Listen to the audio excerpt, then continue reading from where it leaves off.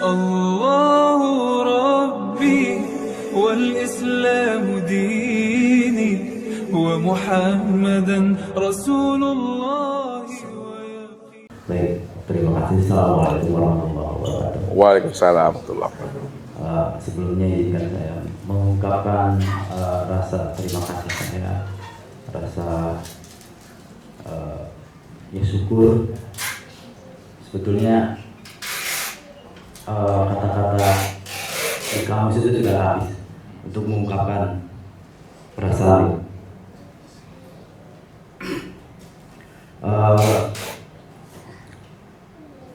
Terus saya juga mohon maaf kepada Ustadz jika selama ini dan ke depan saya kurang beradab terhadap mursyid. Dan sebetulnya saya selalu tertarik terhadap cerita-cerita Ustadz, itu kaitannya dengan kehidupan setelah mati. Waktu dulu tentang ruh-ruh yang ada di alam kubur. Terus semalam juga bercerita tentang alam kubur juga. Nah, saya sangat tertarik karena apa? Di keluarga saya juga ada yang sudah seperti itu, tapi saya tidak tahu sedang apa atau gimana kondisinya. Mungkin bisa Ustaz menceritakan, karena ini banyak versi-versi menurut ini bahwa setelah meninggal itu seperti ini, alamnya itu yang akan dilalui itu seperti ini. Itu bagaimana menurut Ustaz yang itu? Mungkin itu saja Pak Ustaz. Terima kasih. Assalamualaikum warahmatullahi wabarakatuh. Baik Bapak Ibu, ya. Kata kuncinya, ya, ketika kita sudah mengenal Allah melalui mengenal diri, jangankan meninggal dunia, pada saat kita hidup di alam dunia ini, kita sebenarnya telah hidup di dalam surganya Allah tuh. Belum lagi berpisah ruh dengan jasad nih. Ketika kita sudah mengenal Allah melalui mengenal diri, berapa umur kita? 60, 70, 80, maka 60 tahun, 70 tahun kita hidup dalam dunia ini, sebenarnya hidup kita sudah berada dalam surganya Allah di dunia ini. Itu yang disebut namanya surga ma'rifatullah. Hadirnya hati bersama Allah. Itu yang kesadaran Tuhan itu. Pada saat umur kita telah habis masanya, lalu kita berpindah rumah. Minadar iladar. Maka di situ lebih sempurna lagi kita merasakan nikmatnya di dalam surganya Allah ketika kita di barzah itu. Jadi untuk melihat proses perjalanan yang sebenarnya itu di dunia inilah sebenarnya. Kalau kita sudah mendapatkan surganya Allah di dalam hidup ini, di dunia, maka di situ lebih jelas lagi, lebih nyata lagi kehidupan kita berada dalam surganya Allah itu. Kenapa? Walal akhiratu khairul laka minal ula. Akhir itu lebih baik daripada awal. Awal itu dunia, akhir itu adalah akhirat itu. Maka sebenarnya hidup kita di alam dunia ini belum hidup yang sebenarnya. Kita ini mati. Baru kita hidup yang sebenarnya setelah mati. Ayah ibu kita yang kita katakan mati, dialah yang hidup yang sebenarnya tuh. Dia hidup yang sebenarnya. Makanya kalau cerita hidup setelah meninggalkan itu hidup sebenarnya. Namun persoalannya, kalaulah itu hidup yang sebenar-benarnya, maka di situ pula letaknya. Kok susah bana, kok sanang bana. Ya, artinya apa? Bahagia yang sebenar-benarnya itu tuh di akhirat itu. Susah yang sebenar-benarnya juga di akhirat itu. Kalau kita tidak mengenal Allah di dunia ini, akan mendapatkan kesusahan yang sangat abadi di situ. Kalau kita mengenal Allah di dunia ini, kita akan mendapatkan kebahagiaan yang abadi di situ. Karena itulah puncak daripada perjalanan hidup kita. Kembali lagi kepada Allah. Ya. Jadi di dunia inilah kita memperbaiki diri kita tadi. Makanya Allah bilang, Allah ngajak kita berpikir ini. Afala ya'lamu idza bu'sira ma fil qubur wa husila ma fis sudur. Tidakkah kamu ketahui peristiwa apa yang terjadi di alam barzah itu? Apa kata Allah? Wa husila ma fis sudur. Aku akan menzahirkan, akan menampakkan, akan mewujudkan apa yang ada di dalam isi dadanya. Kalaulah di dalam isi dadanya sebelum dia meninggal dunia, dia sudah mengenal Allah, dia telah mengenal akan rahasia dirinya sebagai Nur Muhammad. Nur Muhammad itu adalah rahasia diri Allah. Maka ketika dia berpindah alam tadi, maka dirinya amatlah terang benderang, bersih sebersih-bersihnya, ditempatkan Allah pada tempat yang indah, yang sebaik-baiknya. Tapi yang tidak mengenal Allah, di waktu hidupnya, dia memiliki sifat harimau. Sifat harimau bukan harimau Bapak Ibu ya. Nanti beda pula nanti manusia mati jadi harimau. Harimau mati jadi manusia. Ketika dia hidup memiliki sifat harimau, sifat monyet, sifat ular. Ya waktu hidup nih, pada saat dia mati, sifat harimau itu yang akan zahir tuh. Waktu dia mati, sifat ular itu yang akan zahir. Makanya Ustadz tidak sering melihat, tapi layacok. Apa maksud Ustaz itu? Ya, tidak sering melihat tapi acok. Samosnya itu. Jadi ketika ada papan duka itu kan, dia situ bersenamiang saja, bersenamiang lah itu, tegak di situ dia, ya, kayak orang gembel betul, minta tolong dia. Ustaz Iqbal aja Al-Fatihah. Itu senang dia terima kasih. Ada juga ketika dia meninggal tadi, berubah wujudnya tuh, ini manusia sebenarnya. Atas ini babi dengan anjing. Itu yang wahusila ma fis sudur itu. Bukan dia mati lalu jadi anjing dia. Karena di waktu mati itu masih ada sifat anjing pada dirinya, masih ada sifat babi pada dirinya. Itu kan kias, perumpamaan itu Allah buat. Tapi perumpamaan itu dizahirkan Allah. Sifat babi itu kan sifat congok. Congok tahu? Rakus, loboh, serakah. Itu tuh. Sifat anjing kan gitu juga tuh. Ya. Ketika manusia memiliki sifat itu, lalu dibawanya sifat itu di waktu matinya, maka dizahirkan Allah lah sifat itu pada dirinya. Wa husila ma fis sudur. Bukan reinkarnasi, beda nanti itu. Jadi kalau kita tidak mau wujud kita ini berubah menjadi hewan, ya, maka kenalilah diri kita yang sebenar-benarnya. Bahasa Ustaz elok je lah duit. Ya rubahlah perangai itu. Itu saja tuh. Bahasa rubah perangai itu. Perbaiki aja akhlak kita dengan cara mengenal Allah. Udahlah. Siapa yang sudah mengenal Allah, insya Allah baik akhlaknya. Tapi kalau orang berpura-pura mengenal Allah, maka akhlaknya juga kadang elok, kadang tidak, itu mah. Jadi baik-baik aja lah akhlaknya, karena orang telah mengenal Allah itu akhlaknya namanya akhlakul azimah. Kan ada namanya akhlakul hasanah, ada namanya akhlakul karimah, ada namanya akhlakul azimah. Kalau akhlakul hasanah itu begini, misalnya tetangga kita mengasih dan menghantarkan sambal kepada kita. Sambalnya pete dan jengkol. Kalau di Pekanbaru sambal de kitchen namanya. Jadi kalau akhlakul hasanah itu, ketika tetangga mengantarkan pete dan jengkol dengan kita, nanti pulangnya sama dia pete dan jengkol juga. Itu hasanah nama itu. Pete dibalas dengan pete, jengkol dibalas dengan jengkol, terasi dibalas dengan terasi. Itu hasanah namanya. Ini contoh aja. Kalau karimah, tetangga kita mengantarkan pete dan jengkol sama kita, Cleo Jariang namanya. Ya, kita nanti menghantarkannya itu dengan ayam. Itu namanya karimah namanya itu. Yang terbaik kita beri, tidak sama dia. Dia pasti pete jengkol, kita beri ayam, rendang, itu yang karimah tuh.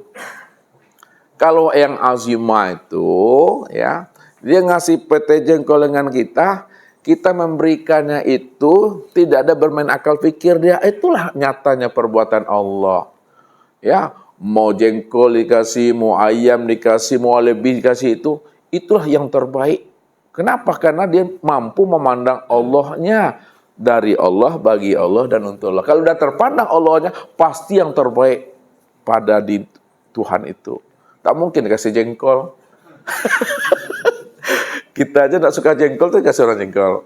Begitu. Itu bahasanya Ustaz ya, bahasa untuk mengambil pahamnya. Jadi orang yang duduk pada makom akhlakul azimah itu akhlaknya Allah dah. Dia memandang Allah itu terjadi. Bukan kena si A, bukan kena sana. Enggak ada melihat lepel-lepel tuh, darah Z, darah merah, darah beku, enggak ada no.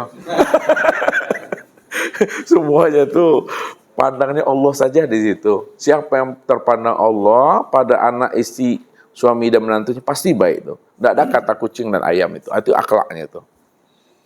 Tidak ada merintah-merintah tuh. Gari Mas Haji, kamu kan digaji di sini kan?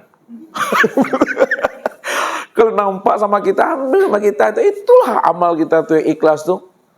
Nah, kalau kita bahasa ikhlas ya, turun ke tarekat kita. Dari sekian banyak amal sholat kita aja nih ya. Yang mana amal sholat kita yang diterima Tuhan? Kita tidak tahu. Makanya kita berharap mudah-mudahan dengan menyelamatkan putung rokok yang ada di masjid itulah amal ibadah kita yang diterima. Anggaplah ibadah sholat tidak diterima, inilah yang menyelamatkan kita putung rokok tuh. Ya, sekecil apapun, remeh bentuknya, ringan bentuknya, sepele bentuknya, tapi itu yang akan menyelamatkan kita. Kalau kita bersandar sama sholat, puasa kita banyak sombongnya kita nih ya. Kayaknya kita udah dapat sertifikat surga. Tapi itu tak menjamin kita, yang menyaman kita itu ataupun rokok tadi itu. Kita ambil rokok, kita buang. Tak pernah kita simpan di sini ya. Tak pernah kita ikat di sini. Tak pernah kita merasa kita itu beramal membuang puntung rokok. Itulah amal yang ikhlas itu. Tapi kalau kita beramal, amal itu diikat di sini, bahasa ustaznya dikebat dia. Dia tahu dikebat. Dikabek, diikat di sini ya. Pasti kita akan mengungkit-ungkitnya, akan mengingat-ingatnya bahwa kita sudah melakukan yang terbaik untuk teman. Pada saat kita sulit, tidak dibantu sama teman, ditunjuk-tunjuknya itu. Itu amal yang batal dah. Jangan amal itu diikat pada lisan. Kalau amal itu diikat dengan lisan, pasti kita akan berkuar-kuar nanti itu. Jadi ria dia tuh. Ya, makanya amal ria itu akan memunculkan namanya amal sum'ah dia sebenarnya. Itu batal. Jadi beramallah sepuas-puasnya kita sesuai dengan tuntunan syariatnya, tapi jangan kita memandang kepada amal itu. Nah, bisa memahami itu? Sholatlah kita, berpuasalah kita, berzakatlah kita, berbuat baiklah kita, bekerjalah kita, tapi jangan kita memandang kepada amal sholat, puasa, zakat itu. Ya. Lalu nak memandang itu gimana caranya Ustaz? Pandanglah anugerah Allah. Dengan anugerah Allah itulah kita bisa sholat, berpuasa, berzakat.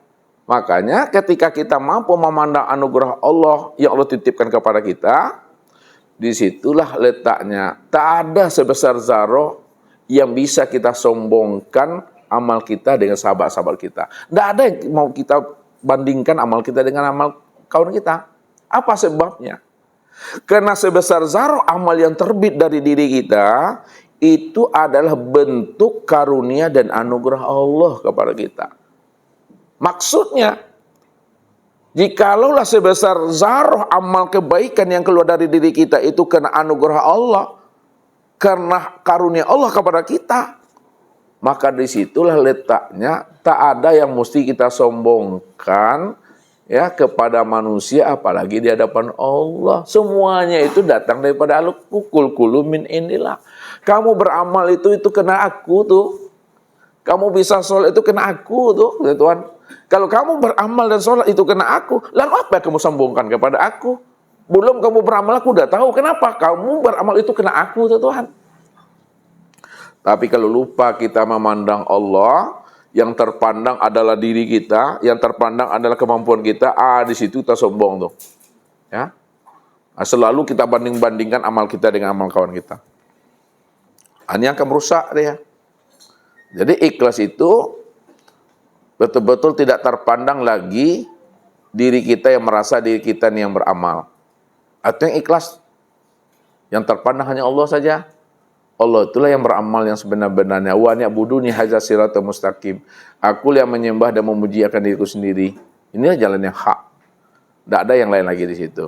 Jadi Bapak Ibu tetap beramal, tapi jangan merasa diri Bapak Ibu yang beramal. Jangan salah pula Mami. Jangan meramal, nanti ketinggalkan pula amal nanti. Ya kan, dindingnya buat telingo mah. Apalagi orang banyak telingo, tapi telingo kuali. Jadi gitu Bapak Ibu ya. Tetap beramal, tapi jangan merasa kita yang beramal. Kalau kita merasa yang beramal, maka amal kita menjadi amal yang tertolak, batal nanti itu. Ya percuma aja nanti itu. Walaupun kita disebut ahli ibadah sama orang, ahli sujud sama pengurus, ya kan? Ahli akhirat sama orang banyak, tapi di hadapan Allah kita dah tertipu. Ya. Itu tak kicuan tarang tuh. Ya. Apa artinya kita disebut ahli sujud, ahli ibadah tapi hati kafir? Nah, itu berbahaya tuh dah. Ya. Musang babulu ayam namo mah. Itu. Mungkin itu Bapak Ibu ya. Ya Pak, memahaminya. Silakan Pak Us. Assalamualaikum warahmatullahi wabarakatuh. Waalaikumsalam. Ustaz yang saya hormati, mudah-mudahan Allah Ta'ala tambah-tambah derajat kemuliaannya dan semua jemaah Tahtir Rabbani. Mungkin ada yang saya tanyakan Ustaz perihal kita mengimani kepada Allah itu udah jelasnya. Bapak udah paparkan dengan begitu detailnya gitu, sehingga insya Allah nggak ada keraguan lagi gitu. Namun dalam hal menyikapi rukun iman yang keenam gitu, dalam hal qada qadar, apa dalam pemaparannya insya Allah itu yang enak gitu. Dalam menyikapi secara ilzam dan bayan gitu, itu ilzam secara rasio kita pilih dengan pikiran kita apa yang kita ingin gitu kan. Kita pilih qada dengan, tapi hasilnya itu kita serahkan ke menyikapi dengan ilzam gitu. Qada kembali lagi ke kodok. Perjalanan itu ada gitu. Terkadang muncul lagi gitu. Seolah-olah hidup itu ada batasannya gitu. Ada kodoknya kan. Udah ada kodok. Kita terima kodok itu. Namun suatu itu ada ayat kan. Yamhullahu ma yasha wa yasbit indallahi umul kitab. Allah berkuasa dalam merubah, menghapus sesuatu dan menetapkannya gitu, karena kode itu Allah Ta'ala yang menentukan. Pertanyaannya Pak, apakah mungkin gitu kan takdir itu Allah Ta'ala merubahnya dengannya gitu. Ya, melihat ayat yang tersebut menghapus, kalau menghapus berarti baru kan? Ya, sifatnya baru gitu, sifatnya baru. Jadi hitungannya kalau kita memang bisa berubah dengannya, olehnya gitu, berarti orang yang berada di maqam musyahadah itu doanya itu seakan-akan bisa merubah gitu. Kan yang dalam maqam musyahadah itu udah tidak ada pengakuan dirinya gitu, yang ada hanya Allah itu. Kalau misalkan bisa orang yang bermaqam musyahadah bisa mengubah dengan doanya, olehnya gitu. Berarti kita kalau minta doa ke para kiai yang emang udah maqam di musyahadah, kita itu ada harapan gitu. Ada harapan gitu. Tapi kalau misalkan tidak bisa, berarti nilainya kita meminta doa ke ulama-ulama itu berarti tidak ada efeknya gitu. Cuma dita'amud aja kita. Secara ibadah ya, saya ibadah. Tapi mungkin itu yang saya tanyakan. Mudah-mudahan Bapak Ustaz bisa memberi pencerahan sehingga kita itu lebih mantap lagi dalam menyikapi kita dalam hal qada dan qadar. Dengan untuk itu saya serahkan. Terima kasih. Assalamualaikum. Waalaikumsalam. Baik Bapak Ibu, memang qada dan qadar ya itu bahagia daripada rukun iman. Kalau kita tidak arif tidak bijak dalam menyikapi qada dan qadar ini sebagai perbuatan Allah, sebagai fi'il Allah, dipastikan hidup kita sampai mati kita pesimis selalu dengan Tuhan. Tapi kalau kita arif dan bijak dalam menyikapi qada dan qadar sebagai fi'ilnya Allah, insya Allah hidup kita sampai habisnya usia umur kita optimis selalu. Lalu bagaimana cara kita menyikapinya? Ya. Apakah qada itu bisa dirubah? Ya. Atau tidak? Yang namanya qada atau takdir tidak pernah bisa dirubah. Karena Allah itu la tukhliful mi'ad. Allah tidak akan pernah merubah akan janjinya. Kenapa? Karena perbuatan Allah itu sudah sempurna dalam ilmunya. Tidak ada perbuatan Allah itu tak sempurna. Ya. Kalaulah perbuatan Allah itu sempurna, maka apa yang kita lakukan ini, apa yang kita perbuat ini, dan apa yang kita jalani dan kita lakukan ini, inilah bentuk kesempurnaan, ketetapan, dan perbuatan Allah itu sendiri. Lalu bagaimana cara memahaminya secara syariat dan hakikat? Yang perlu nih, karena kita selalu mengkombinasikan syariat dengan hakikat itu yang agak sulit. Sekarang ini, memahaminya secara syariat, qada, qadar atau takdir itu bisa dirubah. Merubahnya adalah dengan doa, merubahnya dengan ilmu, merubahnya dengan usaha dan ikhtiar. Makanya Allah katakan, ya, innallaha la yughayyiru ma biqaumin hatta yughayyiru ma bi anfusihim. Allah tidak akan pernah merubah ketetapan hambanya kalau hamba itu tidak mau merubah ketetapan takdirnya tadi. Karena takdir Allah itu banyak, ketetapan Allah itu banyak. Maka pilihlah, carilah takdir dan ketetapan Allah yang banyak itu sesuai dengan harapan dan keinginan kamu. Berarti kita disuruh mencari, disuruh memilih, ya, memilih takdir yang telah Allah takdirkan kepada diri kita. Maka gunakanlah kecerdasan rohani dan akal pikir bagi diri kita. Disitulah nampak terjadinya perubahan secara syariat. Ya, contoh, kita tak tahu, tak pandai, tak paham. Bisa tak kita merubah tak tahu, tak pandai, tak paham itu menjadi pandai, paham, dan mengerti? Ya bisa. Caranya oke, belajar. Belajarnya sungguh-sungguh, serius dan istiqomah. Rupanya dengan belajar sungguh-sungguh, serius dan istiqomah, merubah akan takdir kita tadi dari tidak tahu menjadi tahu, dari tidak paham dan tidak mengerti jadi paham dan mengerti. Nah, secara zahir dia berubah dia. Namun makna hakikatnya, secara hakikat dia tidak berubah. Kenapa tidak berubah? Kita tidak paham, kita tidak mengerti, itu sudah merupakan takdir Tuhan. Lalu kita belajar, kita sungguh-sungguh istiqomah, kemudian kita menjadi paham dan mengerti. Apa yang kita lakukan, sungguh-sungguh istiqomah belajar itu juga merupakan takdir yang telah disempurnakan Allah kepada diri kita. Makanya untuk memahami konsep ini, kita mesti dudukkan itu qada itu apa, qadar itu apa. Qada itu ketetapan yang telah sempurna Allah tuliskan pada masing-masing kita ini, namun peristiwanya belum kita jalani, belum kita lalui. Inilah maksudnya Allah katakan, wa kulla insan alzamnahu ta'ira fi unuqihi. Tiap-tiap manusia ini, tiap-tiap diri kita, amal catatan perbuatannya itu kami telah kalungkan pada lehernya masing-masing.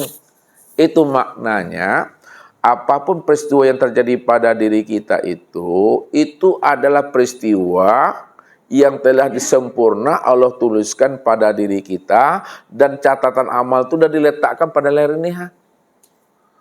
Jadi secara makna hakikat, qada itu sudah sempurna Allah tuliskan kepada kita, namun peristiwanya belum kita lalui. Lalu kapan kita melaluinya? Kapan kita menjalani qada tadi? Ketika kita berada di alam dunia inilah kita menjalaninya. Apa yang kita jalani ini, terjadi sakit, terjadi sukses dan senang, itu yang disebut namanya dengan qadar. Qadar itu ketetapan dan ketentuan Allah yang telah terjadi pada diri kita. Jadi semua peristiwa hal yang kita lakoni dalam hidup ini, susah, senang, hidup, mati, itu tidak ada peristiwa yang baru. Semuanya peristiwa yang telah sempurna tertulis oleh Allah untuk diri kita. Jadi pandangan zahir saja pandangannya berubah, ya, pandang hakikatnya tidak berubah. Kenapa tidak berubah? Karena apa yang terjadi di alam dunia ini, inilah sebenarnya cerita Tuhan, ya, konsep Tuhan tadi dizahirkan ke dunia ini. Nah, itu dia. Jadi tidak berubah dia secara hakikat. Kita sakit, ya kan? Lalu kita berdoa, lalu sembuh. Berarti dengan doa bisa berubah takdir dari sakit menjadi sembuh. Kalau tidak berdoa tentu tidak sembuh tadi. Secara sehat kan berubah tuh. Namun secara hakikatnya kita sakit lalu kita berdoa kemudian sembuh. Itu juga sudah tertulis dalam catatan tadi. Kita sakit lalu kita berdoa kemudian sembuh. Memang sudah tertulis di situ. Penzahiran kita sakit lalu kita berdoa dan sembuh. Penzahiran cerita itu di dunia ini sebenarnya. Makanya pandangan zahir berubah, pandangan hakikat dia tidak berubah. Karena apa yang terjadi di dunia ini, itulah kenyataan yang sebenarnya. Nah, jadi jangan salah kita nanti menyikapi bahasa ini. Ya, kalau tidak berubah, kata Ustadz, untuk apa juga kita berusaha lagi. Kalau masuk neraka, atau neraka dah tuh dah. Kalau surga, atau surga dah tuh. Karena itu yang dikatakan oleh Nabi yang membuat umat ini agak galau dia. Pada itu, apa kata Rasul? Ma minkum min ahadin illa maq'aduhu, ya, fil jannah wa maq'aduhu pinar. Tidaklah salah seorang di antara kalian melainkan tempat duduknya itu ada yang ditempatkan di surga dan ada yang ditempatkan di dalam neraka. Lalu proteslah sahabat. Wa qulna ya Rasulullah, afala natakilu ala kitabina wa nadaul amal. Ya Rasul, kalaulah takdir kita telah ditentukan Allah, ya Rasul, tidak akan berubah lagi, ya kan? Mana yang surga, surga, mana yang neraka, neraka. Untuk apa gunanya kita beramal, ya Rasul? Kalau sudah ditentukan, kita dah capek-capek beramal, ya Rasul. Dah mengaji, kita jauh-jauh, kita datang ke sini, akhirnya neraka juga. Tak apa gunanya. Orang mencuri kerjanya, menipu kerjanya, surga juga masuknya. Jadi agak kecewa sahabat ketika mendengarkan Nabi itu, ya. Lalu apa kata Rasul? La, ya'manu fakulu muyassar. Jangan kamu pesimis seperti itu. Tak boleh berpikir seperti itu. Jangan pesimis. Ya'malu, tetap kamu beramal. Apa yang diperintahkan Allah, kerjakanlah. Apa yang dilarang Allah, tinggalkan. Fakulu muyassar. Setiap amalmu itu akan mempermudah untuk sampai kamu kepada takdir yang telah ditentukan Allah buat dirimu. Amma man kana li ahli sa'adah fayusaru li ahli sa'adah. Wa amma man kana li ahli saqawah fayusaru li ahli saqawah. Barang siapa yang takdirnya telah ditetapkan Allah menjadi ahli bahagia, ahli surga, maka amalnya di dunia itu akan mempermudah dia untuk sampai kepada takdirnya itu ahli surga.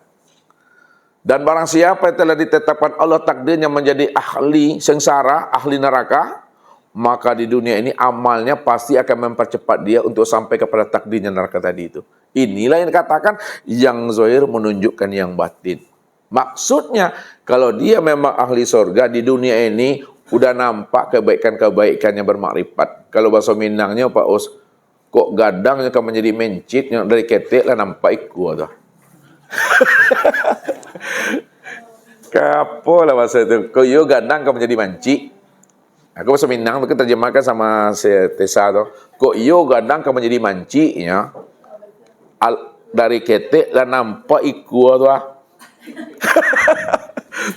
Kalau dia mau menjadi tikus juga nanti besar, dari kecil udah nampak ekor tuh. Kalau kita memang betul-betul sudah ditakdirkan Allah akan menjadi ahli surga kita nih, ahli ma'rifat, ahli bahagia, waktu hidup di dunia ini udah ditata Allah hidup kita tuh. Dijauhkan Allah kita dari maksiat, dihindari Allah kita daripada dosa, dibimbing Allah kita kepada jalan kemuliaan dan kebaikan. Itu dia. Tapi kalau dia memang udah ditakdirkan Allah sebagai ahli neraka, maka di dunia ini nampak juga dia melakukan amal-amal yang jahat itu. Itu merampok, berzina, berjudi dan sebagainya. Maka berzina, berjudi dan merampok itulah yang mempercepat dia untuk sampai kepada takdirnya. Kalau takdirnya neraka, maka amal neraka tadi itu nampak dia pada mencurinya, malingnya, berzinanya dan sebagainya. Jadi kita membacanya itu di syariat ini membacanya. Namun persoalannya, ini persoalannya lagi, ini bermain logika kita. Tahukah Bapak Ibu ini ditakdirkan Tuhan ahli surga atau ahli neraka? Kan tidak tahu kan? Kalau tidak tahu, perlu nak peranan hati dan akal untuk memikirkan itu? Perlu. Karena Nabi dah diutus, syariat telah disempurnakan, akal ada diberi.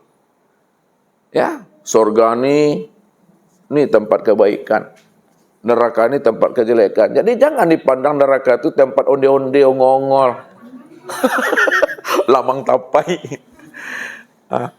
Neraka itu tempat azab dan siksa. Surga itu tempat kebaikan dan kemuliaan. Gunakan akal pikir. Ketika kita gunakan akal pikir, kita mesti berbaik sangka dengan diri dan berbaik sangka terhadap Allah yang menciptakan dan mentakdirkan akan diri kita. Aku ini hidup ditakdirkan Allah menjadi ahli surga, orang yang terbaik. Udah, lakukan itu.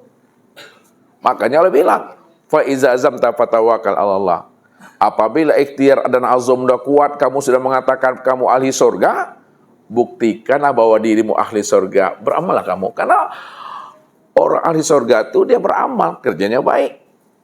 Jangan kamu mengatakan, aku ini ahli surga, tapi kerja kamu itu mencuri, merampok, berzina. Itu tak masuk, atau tak matching namanya itu. Jadi kalau bahasa Ustadz, ini maminya, bahasa tauhid lagi. Kalau kita merasa diri kita ini sudah sabar, buktikanlah sabarmu itu, aku ingin lihat. Kalau kamu sudah mengaku dirimu sudah ikhlas, buktikanlah bahwa kamu ikhlas, aku ingin lihat. Kalau kamu sudah mengaku kamu adalah orang hakikat, orang tauhid, buktikanlah kamu orang hakikat dan tauhid. Kalau kamu sudah mengenal aku, kata Tuhan, buktikanlah bahwa kamu sudah mengenal aku ingin lihat, kata Tuhan. Jadi ilmu yang kita pelajari selama ini, maka setelah kita dapat pahamnya, ilmu itu akan menuntut balik terhadap orang yang mempelajarinya.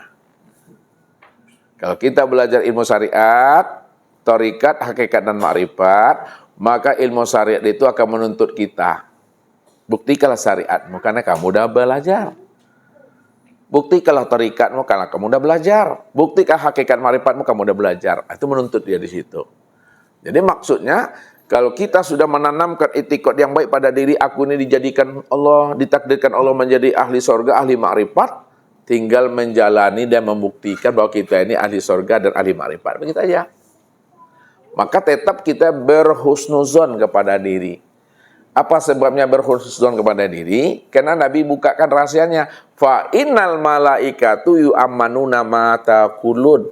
Sesungguhnya malaikat itu mengaminkan apa yang kita ucapkan. Kalau kita bilang ahli surga, amin. Kalau kita bilang dia ngapalah bodoh kali lah, ya memang bodoh tuh. Jadi tidak boleh berburuk sangka dengan diri Bapak Ibu, dengan Allah. Baik sangka kepada Allah, nyata pada baik sangka pada diri. Baik sangka pada nyatalah baik sangka pada Allah itu. Jadi secara syariat tidak berubah, secara syariat dia berubah, secara hakikat dia tidak berubah. Karena yang zahir tadi menyatakan yang batin. Yang syariat itu menunjukkan yang hakikat sebenarnya. Jadi itu memahaminya. Makanya datang kepada ulama, wali dan sebagainya. Lalu kita minta doa diri ini supaya kita selamat dunia wal akhirat. Secara syariat doanya tadi itu makbul, ya. Secara syariat doanya itu adalah wasilah. Namun hakikatnya, ya, doanya tadi yang makbul tadi sebagai wasilah kita selamat dunia wal akhirat memang sudah tertulis juga di kitab takdir tadi itu. Ya, baru kita tahu itu tertulis di kitab catatan kitab lu takdir tadi setelah kita minta didoakan diri kita kepada beliau. Itu dia. Contoh aja lah, contoh yang ringan. Kita sebelum sampai ke sini kita pakai baju kita bawa 5 setel tadi. Kita pilih ini 5 tuh. Nah, sekarang ketika ibu nih pakai baju yang hijau nih gitu kan, apakah ibu memilih baju yang hijau ini berdasarkan pilihan ibu pilih baru buat pakai, atau ibu memilih baju yang hijau itu karena memang disuruh oleh Allah mengambilnya tadi, baru ibu ambil, baru dipakai? Yang mana yang benarnya, Bu? Yang keduanya yang mana? Ibu diperintahkan Allah. Ada keinginan untuk memakai baju yang warna hijau. Iya. Ini kan banyak tadi tuh. Warnanya hijau, kuning, merah, putih. Kata Allah, yang ini pilih, Bu, ambil ini, Bu, pakai untuk hari ini terakhir nih. Jangan yang putih, jangan yang hitam, yang ini ambil. Apa seperti itu tadi? Enggak. Keinginan sendiri. Itu yang maksud. Berarti ibu mengambil baju itu berdasarkan pilihan ibu sendiri kan? Iya.